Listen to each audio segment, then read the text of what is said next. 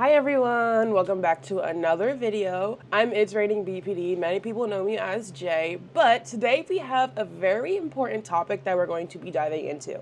BPD and myths. As you know, there is so much confusion surrounding BPD and just what it is and the truth around it. So I thought it would be helpful to debunk some common myths and share the actual facts about BPD. So let's get started. First myth, BPD is attention seeking. People are only in it for attention. People are only acting out these behaviors because they want your attention and they want you to show them attention.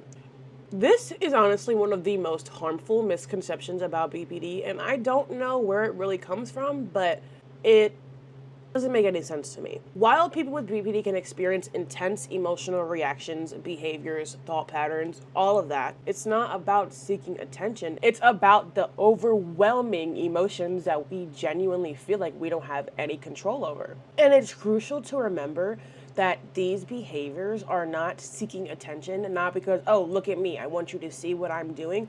More so, like, I need help. I don't know how to manage my emotions. I don't want people looking at me as I'm having a mental breakdown because of the fact that the tone of the person I was just texting, who I thought absolutely adored me, changed, and now my thinking is going rapid and I absolutely believe they hate me simply because of the tone of the conversation has changed.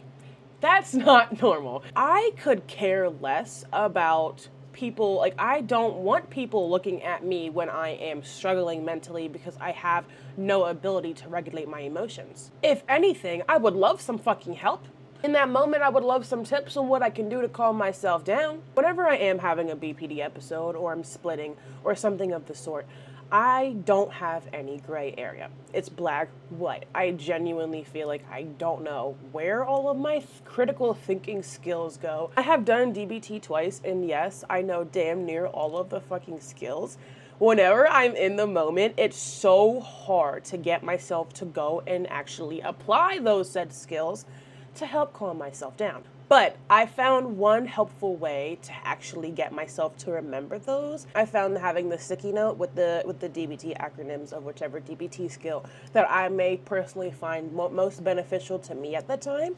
I write that shit down on the sticky note and put it somewhere I know that I'm actively at, that I know like emotional reactions tend to happen. Like, so for example, at my desk or in your car or at your bed or even in your locker at school if you're in school, at work in your fucking lunch bag or something, like having a little reminder, be like, okay, whenever my brain forgets the shit that it learns, I'm still able to look at it and be like, oh my God, yeah, that usually helps me calm down. Since our emotional permanence is so bad, I low-key feel like it's the same way for me with object permanence too, but it also may be because of my ADHD and my autism, but like my object permanence is so bad. Like if it's not in my vision, I kind of forget it exists. If I'm not actively thinking about it, I kind of forget it exists unless something is like brought up or gives me like a hint or like a signification of whatever it would be that I think about, because my brain likes to tap onto patterns. Patterns also tie to significant events, to people, objects, places. It's a whole thing, but it's not for attention.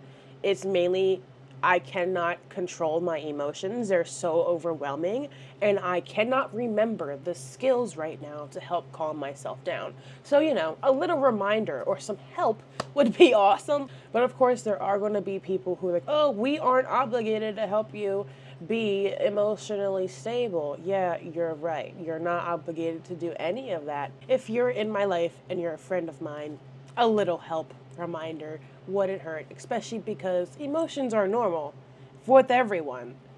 Every single person experiences emotions and they are normal.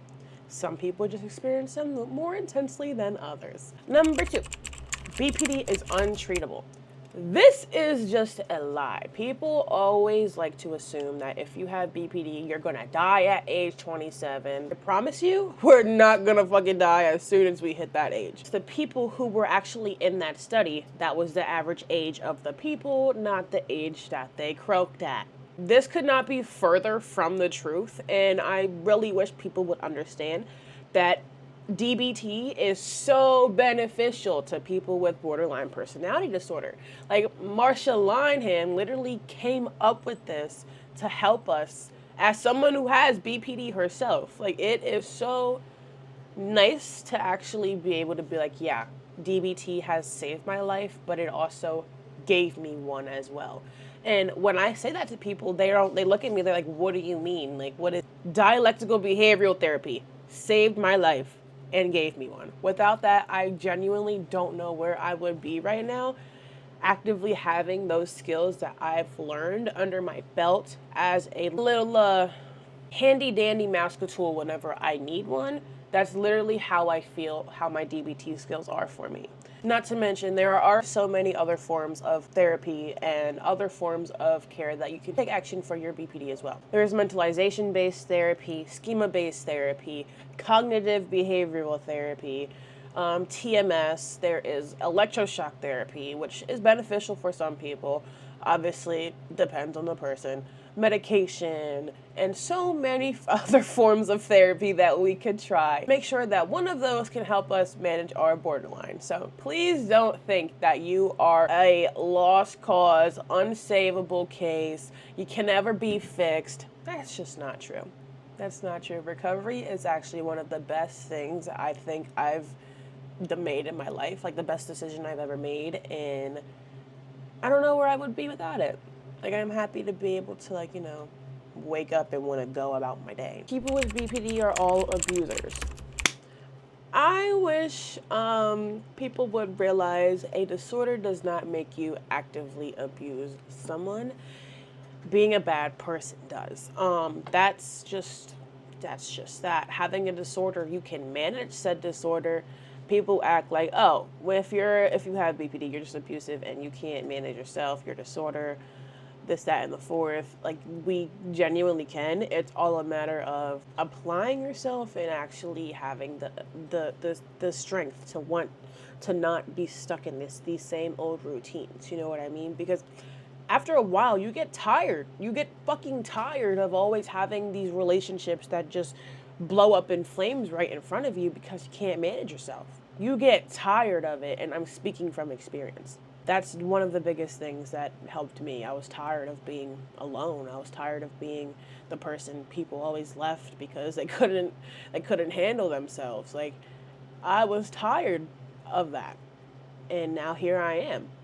Everybody wants to be around me because I'm so fucking nice now, and all I want is to just show people how much love I have to give, and how you deserve to be loved. So many people don't actively be shown the proper love in their life, and I think that's what hurts the most. Now, let's move on to some facts. The truth about BPD. Number 1, BPD affects emotions and relationships. Yes, that is true. The biggest signification of BPD is instability of emotions, relationships, sense of self, and so much more. That is a big key factor. Experiencing intense emotions that always lead us to our fear of abandonment genuinely is what amplifies the difficulty in having stable relationships as someone with BPD. This is why understanding and compassion is so important, because you look at someone and you just think, oh, why are they acting like that? Like, do you ever think about the deeper reason? You can't just judge as soon as you see. Number 2, BPD is often misunderstood. Heavily! It is heavily misunderstood, even by medical professionals. The stigma in psychology is so intense. Many people aren't educated about the disorder, which causes the stigma and further misconceptions. But it's also the fact that some psychologists genuinely think that just because they get their degree, that they should not update their research and their education to modern day education. Like, people don't understand that, yes, going to a professional may give you your answers, but it also may not be the best experience of your life, because at the same time, you gotta remember, they're just another person like us, going through their day with their struggles and having to pay the bills just like we do. They live on this earth just like we do. The only thing is they have a degree, and that's their job. They get paid to do that.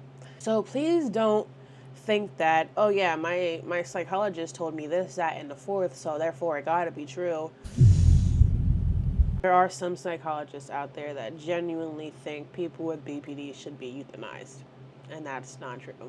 at all. There is so much stigma, and I definitely think working from the inside out will help benefit us in a lot of ways. I hope I covered some of the things that you guys have seen on social media and may have potentially thought were true. Please don't think that having BPD, you're going to just not make it out on the other side, because you absolutely are. You absolutely are, and you absolutely can, and there are absolutely so many resources out there for us to be able to better ourselves. If you found this helpful, informative, of course, feel free to give it a thumbs up, subscribe, y'all know the whole gist. Please remember that you guys are never ever alone, and there's always support out there, especially within my account. The BPD community is always arms open, here to listen and be there for you when you need it. Thank you guys for sticking around to the end of the video. If y'all watched this far, so much love, and I will see y'all next time. Make sure you take care of yourself. Mwah.